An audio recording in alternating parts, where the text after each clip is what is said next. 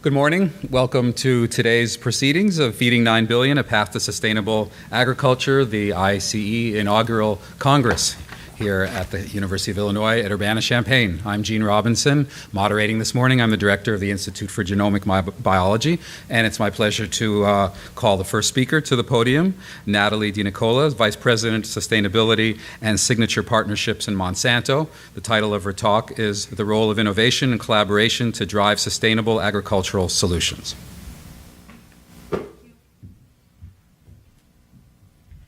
Good morning, everybody, and thank you very much for the chance to be here today. Rob Fraley is our Chief Technology Officer and also an alum here, and I know he was here pretty recently giving some detailed talks about our technology and the work we do. So I'm just going to touch on that a little bit briefly and then try to focus more of our attention on sustainability, what it means for our company, and some of the kind of partnerships that we're working on to try to help build sustainability into our business. So we've heard some wonderful presentations in the last couple days about our changing climate and what it means for agriculture. A few years ago, we actually had volunteers of some of our science fellows, which are our most advanced scientists in the company, look into climate change. Is it real? What would it mean for agriculture? What would it mean for our business and our customers? And got overwhelming response from them. They spent about a year studying it intensely, came back and said it's real, going to have big impacts on agriculture and on our business. And it needs to be part of our business thinking of what role can we play to try to help farmers adapt to climate change. So that's been driving a lot of our investment thinking and our decisions. We heard the National Geographic article referenced yesterday, and the thing I see happening is a good convergence going on now of the food security area, the environmental area, and what I would call the health and wellness area, and sort of the food culture coming together to understand the challenges in front of us. And I don't know if any of you had the chance to be in New York last week or to be watching what was going on, but there was some real, in my mind, some real attention that needed to be paid on the challenges that we're facing as a society and a planet and the role that agriculture can play. So we've heard of these 5 different areas, and I think they've been brought up by a number of different experts in different places, in the last few years. But we're really trying to look hard at what role can we play as a company in trying to contribute towards positive outcomes in these areas. And we've had a number of different technology platforms we've focused on. Crop protection, primarily our Roundup business, which most people think of. Breeding, biotechnology, and 2 new areas of biologicals and precision agriculture, which we'll touch on here. I think most folks are familiar with in the breeding space. This is where more than half of our R&D investment goes. And we really try to focus on, we have a very large, diverse germplasm pool, really strong analytic capability and efficiency and testing capability. And so for the core crops that we're focused on, just a lot of effort in very advanced breeding techniques to try to optimize the potential of a plant. And then biotechnology really, although I think a lot of people equate our company with biotechnology, it's really just one tool in the box that we're developing. It's certainly a big part of our business, but it's not our whole business. And the way we look at biotechnology is that it's meant to try to help protect that germplasm potential that was built into the plant through breeding, try to protect that from some of the different kinds of stresses that could rob it of that potential, whether it be insects, weeds, or drought. And while I think a lot of folks think about biotechnology as just for large holder farmers in places like the US and Brazil, actually more than 90% of the 18 million farmers planting biotech around the world are smallholder farmers, where you can have a lot of this science and R&D investment built into a seed, which is really a very scale-neutral kind of application of that kind of science that can be planted by a smallholder with her hoe as easily as it can by a larger farmer in the US with big equipment. And as I mentioned, now we're migrating towards these new different areas and platforms as well. One being in the area of biologicals. So, we hear a lot of people have a lot of interest in having more natural kind of approaches for how farming is done. And this area is really about trying to tap into biological controls that exist, both in the area of looking at soil microbiomes, so what kind of bacteria and fungi can we be working with to try to improve the environment around the plant so that we can promote its health and disease resistance. And we've actually formed an alliance with Novozymes, which is a leader in this kind of area. And also something we're calling Biodirect, which is RNAi capability, biological solutions towards controlling insects, weeds, viruses, and bees. And I'll talk a little bit about that in a minute too. And then we've heard precision ag talked about quite a bit. We actually purchased a company called the Climate Corporation in San Francisco that was really a bunch of data people, kind of Google type folks, really focused on understanding weather and data. And we're building that in with our capabilities around prescriptions for farmers. The idea here being that as farmers are making all these decisions every year, and they're trying to learn year by year what works best, we want to try to give them simple means to be using data on their soil, their water, what kind of inputs they're using, weather patterns, so that they can make better informed decisions at a much more precise level on their farm.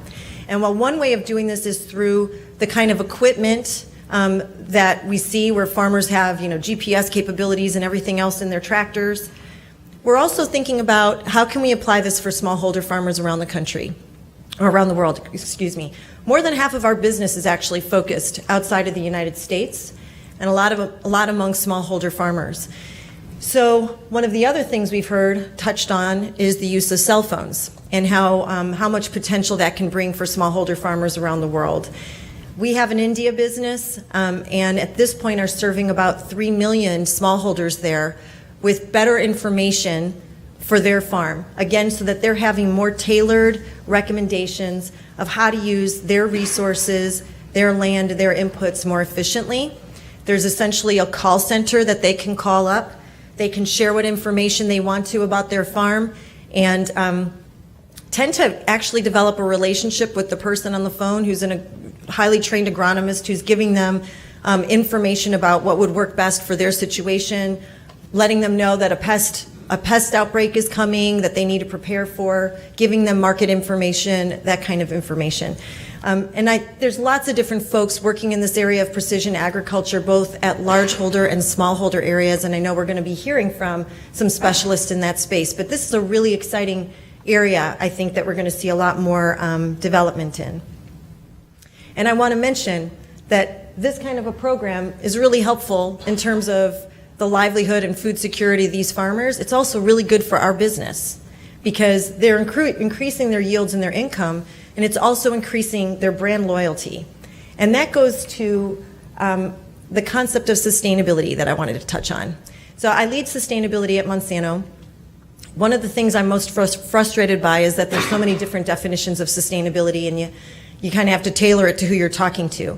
But in the broadest sense, sustainability should be understanding what are the issues that matter most to your stakeholders. That includes your customer, your share owner, your employee, all of society that you're touching. Understanding what issues matter to them and what does that mean for your business. It could mean a risk for your business, it could mean an opportunity for your business. But really trying to plot that out and figuring out where you as a company can make the most impact. The idea here is to find ways that you can be benefiting your business and society at the same time and finding that win-win. So if you look at this trajectory, for a lot of companies, I think it starts out managing risk. And the sustainability movement was really born out of the investor community that wanted companies to be looking not just at their near-term quarter-by-quarter results, but looking more further out and making sure, are you thinking ahead, are you managing your risks? And for a lot of companies, I think that starts out in the concept of sort of reputation, public image management, which is important. We all want to be good corporate citizens. But that can oftentimes be handled more through, your corporate social responsibility and philanthropic donations to your community. I see those as necessary but not sufficient. I think that's an important part of what a company should be doing, but what we really want companies to be doing is to be building sustainability into their business model and using it as an engine for their own growth. So that moves from just your reputational risk to your supply risk. And Harriet mentioned yesterday some of the food and retail companies that came together last week and made some commitments around sustainability.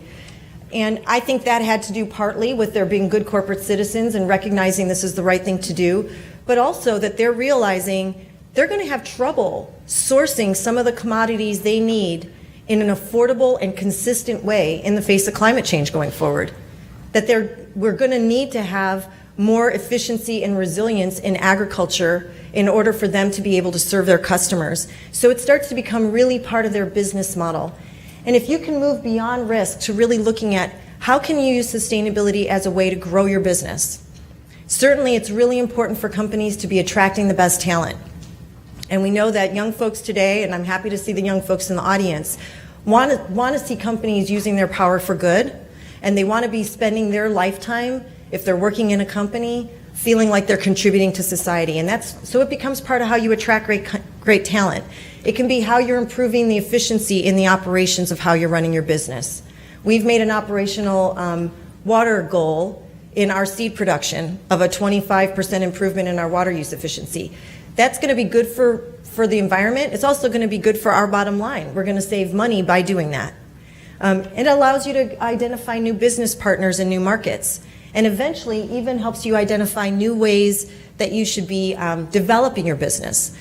So if you look at this trajectory for Monsanto as an input company, there's lots of different places where we're looking at how this can become a driver for us. And this is important to me because my job is to try to help folks within the company understand why sustainability really matters. And I'm kind of speaking to the students here who are interested in sustainability, and if you have an interest in working for the private sector, or even if you're working for an NGO or others, you're going to be interacting with the private sector. You need to be able to express what that business case is to all the different parts of the company. And that's how you really get the buy-in that you want. And I firmly believe that these global challenges are so immense that we're going to definitely need the public and the private sector working together, and we want the private sector thinking this way. So I want to talk a little bit now about partnerships, because one of the things we realize is even as we're trying to draw on the strength of our business towards these goals, we need to do it in partnership with others. A big partnership we have is with the university systems, just for the kind of research that we saw yesterday, and I'm sure we'll see today. Thought leaders who are really trying to understand the complexities of these challenges and doing a lot of the basic and applied science that helps us as we're trying to figure out how can we make our investments towards these goals. That's a really important partnership that we have. But our partnerships in general, we try to keep the farmer at the center. I think more and more as I talk to environmental NGOs, they know all the talk that we're doing, all the projections and the publications won't really matter if the land manager, the resource manager, isn't implementing it. And in the case of agriculture, the farmer's a business too. So it needs to make sense for the farmer. We really believe they need to be locally led and working within the vision of the government. And this is especially true as we work in some of these smallholder areas, for instance, where governments are setting food security targets. We want these to be locally led projects with the government on board. And we want to develop these in a way that's going to leverage the strength of all of us. And so as I'm talking about these particular partnerships, some of which have a humanitarian kind of approach because the market isn't fully working yet, the real emphasis I see is how it does build in the business model that's going to allow a partnership to scale up. And a lot of times when I talk about partnerships, I get kind of negative feedback of, but aren't you doing this because it's going to benefit your business? And I would ask folks to look, I think we need to flip it around. You should be looking for how it can benefit our business so that you know we're going to stay committed to it. So we heard mention the Walmart Expo, Sustainable Products Expo, which we were really happy to be a part of. And we made a commitment there around improving nitrogen use efficiency on 1 million acres. I really see this as just the tip of the iceberg of the kind of work that the industry is going to be doing to try to improve resource efficiency as part of that sustainable sourcing that we mentioned. And Harriet mentioned field to market. Folks might be familiar with this, but this is really a coalition that has the grower groups, environmental groups, government, universities, the industry, the input companies, all working together to try to understand how can we really measure sustainability, how can we have outcome-based metrics, and moving more and more towards this sustainable sourcing. These are relatively crude metrics, and there's a lot of complexities to this, but trying to come up with some sort of simple, harmonized way of measuring what we're focused on. They've provided this field print calculator so that growers can actually start measuring on the ground how well they're doing and how they can improve. They've got these national reports they've been doing to try to track how we're doing across the country in our efficiency of resource use with different commodities. But the middle one is the one I think we're going to see a lot of focus on that Harriet referred to, which is this supply chain management. Because what you really have here is the industry recognizing, again, that this is part of what they need to do for good business. And as the food companies and the retail and the packaged good companies are looking for, how do I manage resilience and risk in my supply chain? That goes to agriculture and what's happening at the farmer level. And you have companies like ours that are saying, we're focused on trying to give farmers better tools and information so that they're using resources more efficiently, so that they have more resilience to climate change. And that's our opportunity to try to be working with the farmer to enable them to meet these goals. And so you're going to see Field to Market really trying to bring the whole value chain and industry together to establish what will essentially be a certification type approach for sustainable supply chains that's as simplified as it can be. And this is a great opportunity for us because this allows us to help translate the importance of agriculture and the complexities that these farmers are facing to a general society that might not be very familiar with agriculture. You know, these are the food companies and retail companies that are facing the consumer. And this is a great opportunity for the science that you do, figuring out ways, how can we talk about this in a way that we can convey to the consumer through this sustainable sourcing kind of approach. Another big partnership in the biologicals area we've been working with is on honeybees. So when we entered into the biologicals area, we acquired a small Israeli company for certain enabling technologies they had, and they happened to be working on honeybees. And we looked into this really hard and realized how important it was. First, how serious the challenges are for honeybees and how important they are for agriculture and our business. And so we've really doubled down on our commitment towards the work that's being done. If we brought in a whole bunch of bee experts a couple years ago to say, what are the biggest challenges facing bees? And the number one we heard was the varroa mite, which transfers a lot of viruses and is considered to be probably the primary cause for colony collapse disorder. So we really have a huge R&D investment in this biological space for ways that we can control the varroa mite. And we've actually got one of the premier experts in the honeybee community from Florida State University who's joined us to lead this effort. Another big area that needs attention is better nutrition sources. And so we've partnered with an NGO called PAM to try to help provide better nutrition, particularly in those pollination times. And the third is the use of pesticides and best practices around that. Some of that has to do with the hive keepers themselves using different kind of pesticides to control the varroa mite and trying to help them figure out better ways to do that. And some of it is about row crop farmers understanding the best practices that they can be using to minimize exposure. And so we're really excited that it's ironic, but the row crop agriculture community and the honeybee community, though they're both the honeybee is so important to agriculture, they really hadn't been working very much together. And so we have this coalition now through the Keystone Center where really good conversations are taking place that need to take place on how can we all work together towards honeybee health. Another one I wanted to touch on, building on what Ruth DeVries brought up yesterday, was trying to help avoid deforestation, particularly in the Cerrados and the Atlantic forest around the Amazon.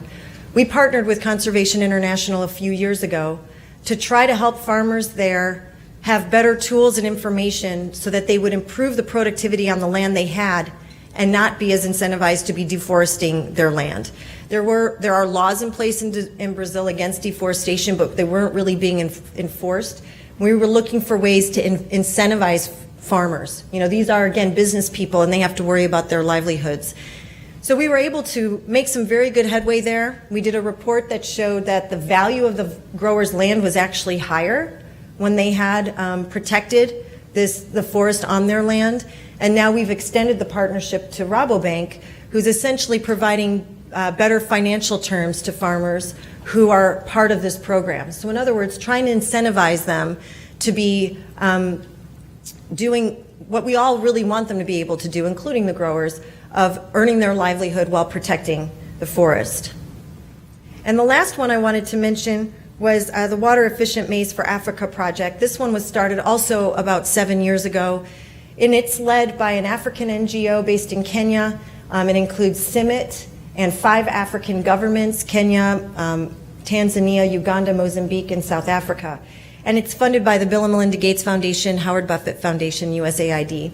And the goal of this project was to try to give farmers more drought tolerance in white maize, which is a staple crop there, so that they have, so that they feel better, they have more insurance that they can invest in hybrid seed and fertilizer that can so significantly improve their yields. Farmers realize there, largely many farmers, that hybrids can bring them much greater yields, but they're so afraid of making that investment due to risk of drought. So we're trying to provide enough stability so that when the drought comes, they at least break even. And if it doesn't come, now they've got the benefit of these improved tools.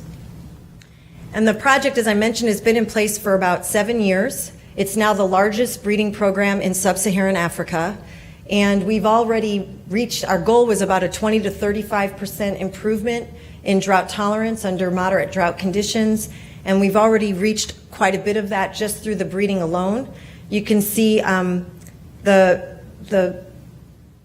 squares on the left are the commercial hybrid in the market, and the squares on the right are the first Wema hybrid. It was just released this year in Kenya. And it's branded Drought Tango, Tango meaning shield. And this is what's really important. This project was designed so every seed company in Africa can access these improved varieties for their farmers royalty-free. The idea behind it is we want to build up a very vibrant seed system in Africa where farmers have lots of choices. And down the line, our company would be one of many that would be competing and fighting to earn their business. But we realized they need that kind of, we needed this kind of improvement in the whole seed system in Africa. So Monstano donated about 600 germplasm lines from around the world that had improved drought tolerance. We also donated our drought transgene that's here in the United States and our insect protected gene that's been in many places around the world. And those are in field trials right now. But what the real vision is here is that we're going to have lots of different farmers and lots of different seed companies carrying these products. There's a very full pipeline of hybrids coming through. The first hybrid that came through had about a 4.5 ton per hectare yield versus 1.8, which was the average in Kenya. And so if you know folks, if you know seed companies in Africa or NGOs working with seed companies in Africa, we want to raise awareness of this opportunity for them to be accessing these improved varieties. So I just want to close, particularly for a message to all of you and to the younger folks in the audience of how important it is, I believe, for all of us to be sharing our voice in the discussions that are going on around agriculture and these global challenges. I really feel that inclusiveness is going to be essential. One fellow, Brian, when he started yesterday, he said, oh, they try to fit me into these food security talks even though I work on this food stuff and this legal stuff. I see what he does as absolutely central to the challenge that we're all facing. These global challenges are converging into conversations, and not so many people involved necessarily know very much about agriculture and the complexities. So your voice really matters, and I encourage you to engage in the social media discussion if you aren't already. I just had my Twitter debut a week ago of trying to launch myself into that. For some reason, I find it more confusing than organic chemistry, but hopefully it's going to start catching on for me. But I really do think it's important, and what I've been shocked by is how many connections happen quickly and how many young people are interested in what we all have to say. So thank you very much for this opportunity.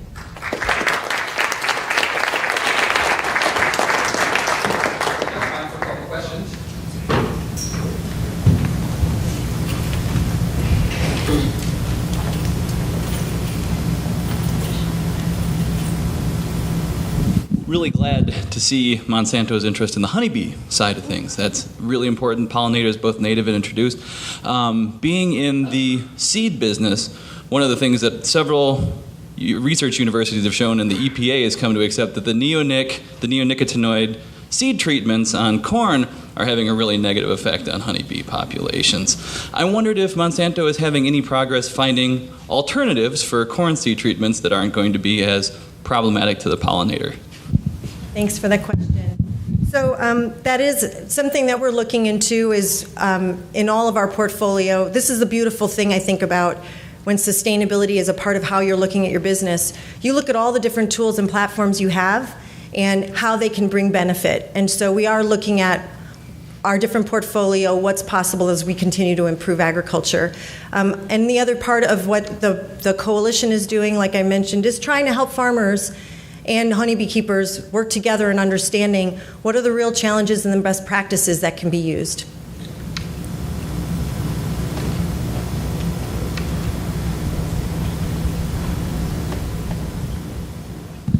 One of the ongoing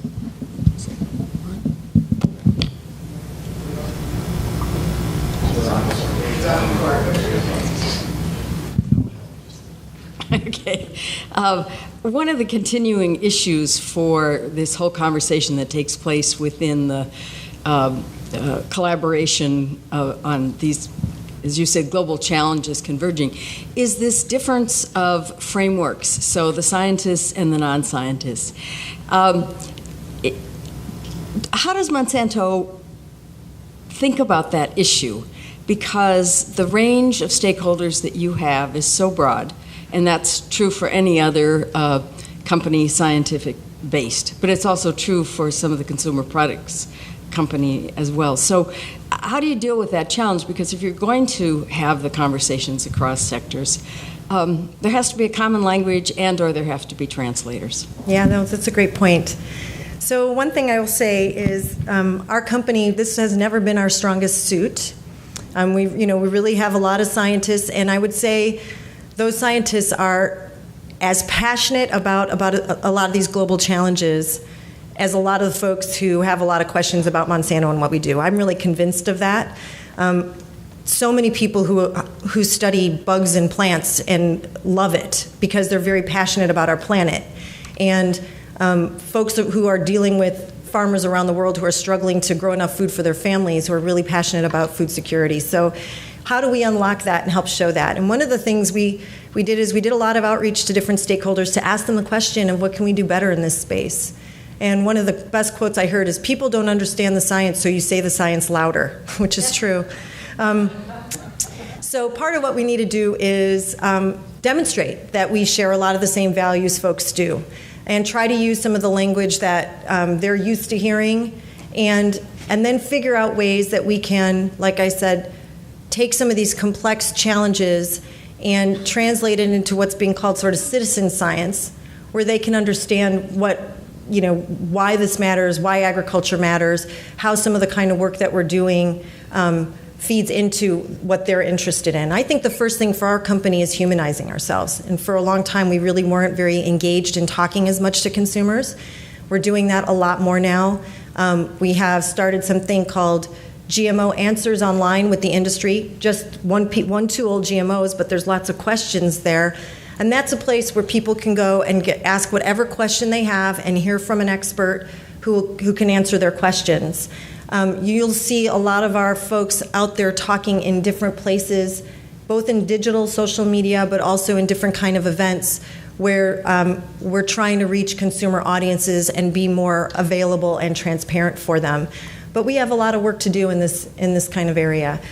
I'll tell you, for me, I'm an environmental toxicologist by training, and I'm a mom, and I feel, it's not my usual way to start a talking about that. But particularly if I'm talking to folks who don't know as much about agriculture, that's how I start out the conversation. I start out talking about how important it is that I am feeding my kids food that's safe and nutritious, doing the best I can to put a good meal on their plate. But I've also seen women farmers in Africa who don't have enough food to feed their families. And I also know that the world that my kids live in, not just today, but 40 years from now, the stability of that world will depend on us addressing this enormous human suffering going on. So we're trying to have those kind of conversations with consumers before we launch into more about the technology and what we do.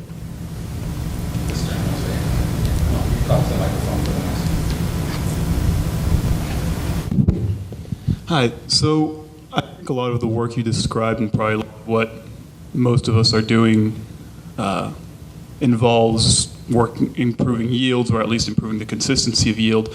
I wonder if there's any work being done on improving the quality of crops in terms of, I guess, both nutritional content or even just taste. Yeah, that's a great question. And that is, so we actually are a vegetable seed business as well, and have a lot of the advanced breeding technology going on in the area of vegetables.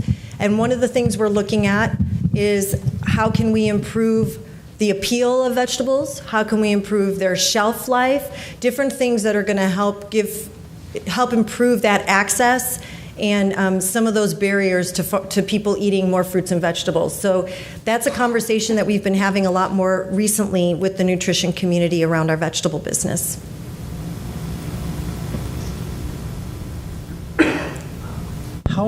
So there are pretty well documented benefits to genetically based pest protection and in fact reductions in the amount of time that farmers need to spend weeding in developing countries. How does Monsanto approach licensing agreements particularly with very poor countries? Sure. So we have a licensing approach for our business that we've had from the beginning. So here in the United States, there's about 200 smaller seed companies, some of them our biggest competitors, that all license our products. That's the approach we've taken, for instance, in India. So we do a broad licensing in a place like India. The project I showed you in Africa is a little bit of a different take there, recognizing that the seed industry itself wasn't very well developed. We basically, in this project, which I would say is probably the biggest R&D project for seed genetic improvement that we're involved in, we essentially granted all the IP rights to that NGO. So it's like an open sourcing essentially for seed companies there. So a seed company that wants to license those varieties goes to the NGO. And as long as they've got good stewardship practices in place and good seed quality, they're not going to be doing counterfeiting and things like that, they can access those varieties, and it's got that brand that everybody's going to be able to use together. So we feel like licensing is a very important part of our business because, again, we're really wanting farmers to have lots of choices. And if we can develop this kind of these different R&D tools and investments and distribute them in a way to farmers through whoever their favorite seed company is with their germplasm, we think that gives farmers the most choice. I don't think most people know, though, that we have a licensing business and that we do that. So that's one of the challenges. There's the perception that if Monsanto's entering, well, I just see this all the time in Africa, Pedro knows. Monsanto entering into Africa, we're going to destroy all the small seed companies. And what you see that we've done is that we've essentially taken some jewels of our pipeline and everything and donated it for everybody to access. And I can tell you some of our bigger competitors, when they heard this and they went to the seed workshop and saw what they could access, were pretty shocked that we would do something like that. So again, we have a challenge of getting some of the facts out there. One more question. Yeah, Natalie, I'm very glad that you mentioned the point that you just did now, and basically the donation of GMO-type genes for drought tolerance in Africa, which is so important. You were yesterday in one of my slides. I don't know if you saw yourself there, making the first deal with the president of Tanzania, and we help with that. I'm glad, in a way, that Monsanto has come out of the closet and begin to talk about this fantastic stuff you've been doing for many years.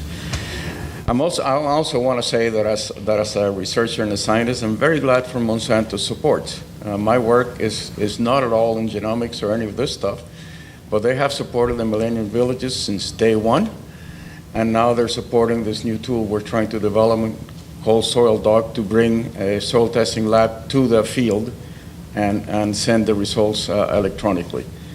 So I want to thank you for that, and I think it's very heartening to see the new ideas that you have there too. Oh, thank you, Pedro. I'm really glad that we're coming out of the closet and talking more too. And I do want to mention too that the Soil Dock project I think is a really important one. So a value chain project like that, in this project in Tanzania, we all know, any of us who work with smallholders, how much you need to take a holistic approach. There's no one, thing that's going to fix the challenge there. And so we try to take a whole value chain approach of what are all the barriers the farmer's facing, from access to credit to finding a stockist, whatever it will be. And what we've done differently in this project than we had done before is incorporating that soil health piece of the analysis of what that farmer needs. And I see that as part of our progression along helping farmers not just improve productivity, but also do it in a way that's using resources most efficiently for them. Thanks again. Thank you.